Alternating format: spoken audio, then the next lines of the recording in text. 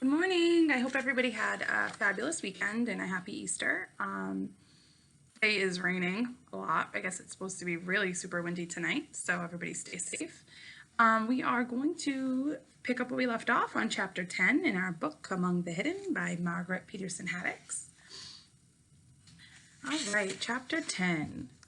When Luke went down to supper, he saw that Mother had set 2 loaves of bread out on the china plate she'd used for holidays and special occasions. She was showing off the bread the way she used to tape up the crooked drawings Matthew and Mark brought home from school when they were little. But something had gone wrong. Maybe Luke hadn't used enough yeast, or he'd kneaded the dough too much or too little, and the loaves had turned out flat. They looked lopsided and pathetic in the center of the table. Luke wished Mother had just thrown them away. It's cold out now. Nobody will notice if you pull the shades. Why can't I sit at the table with all of you? He asked when he reached the bottom of the stairs. Oh, Luke, Mother started. Someone might see your shadow through the shade, Dad said. They wouldn't know it was mine, Luke said. But there'd be 5. Someone could get suspicious. Mother said patiently, Luke, we're just trying to protect you. How about a big slice of your bread? There's cold beef and canned beans, too. Luke sat down the stairs. Matthew asked about the auction Dad had gone to. I drove all the way for nothing, Dad said disgustedly. I waited for 4 hours for the tractors to come up, and I couldn't even afford the first bid. At least you got home in time to fix the back fence before dark, Mother said, cutting the bread. And yell at me? Luke thought bitterly. What was wrong with him? Nothing had changed, except maybe he'd seen a face that maybe belonged to someone like him. Matthew and Mark suddenly noticed the bread Mother was doling out. What is wrong with that? Mark asked. I'm sure it will taste fine, Mother said. It's Luke's first try. Luke muttered, and my last. Too softly for anyone to hear.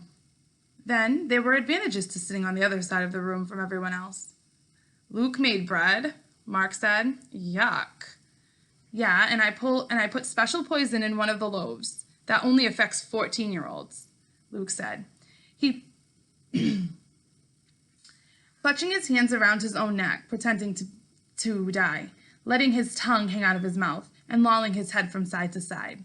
If you're nice to me, I'll tell you which loaf is safe. That shut Mark up, but earned Luke a frown from Mother.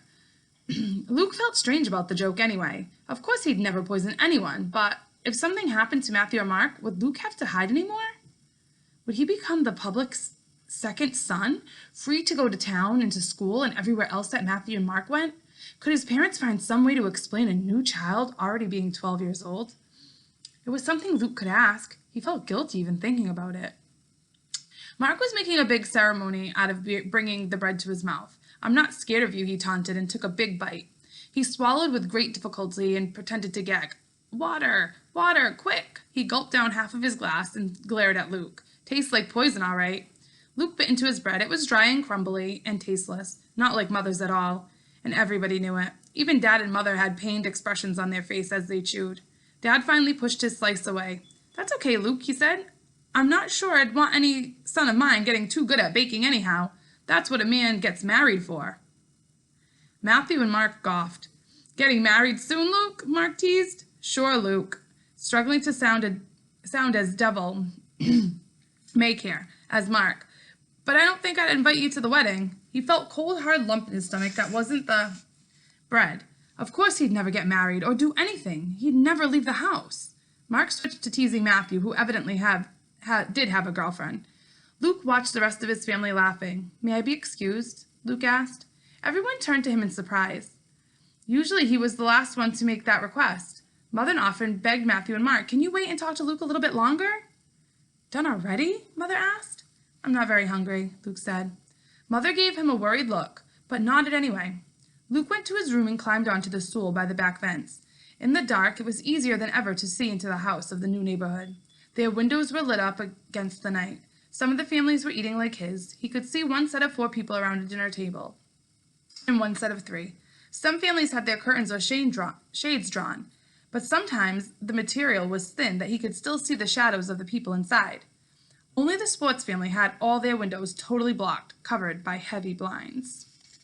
And that is the end of chapter 10. So my question for you today, on this rainy Monday, is I want you to infer why Matthew and Mark tease Luke so much.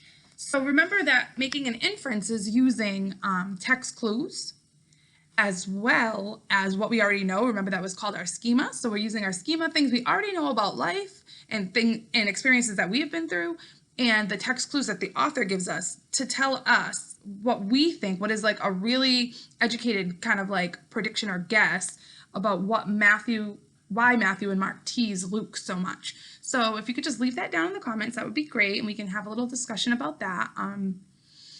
I hope you have a happy Monday, and I will see you tomorrow with chapter 11.